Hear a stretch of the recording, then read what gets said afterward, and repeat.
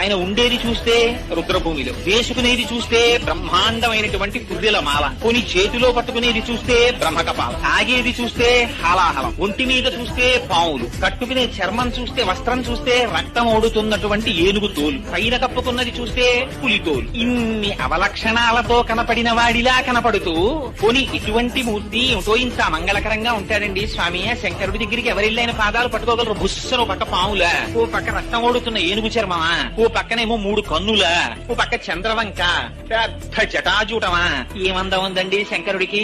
అదే మా స్వామి శ్రీ మహావిష్ణువు. మేఘశ్యామం పీతకౌసేయవాసం శ్రీవత్సాంకం కౌస్తుభోద్భాసితాంగం పుణ్యోపేతం పుండరీకాయతాక్షం విష్ణుం వందే సర్వలోకైకనాథం. అంత అందగాడు కదా.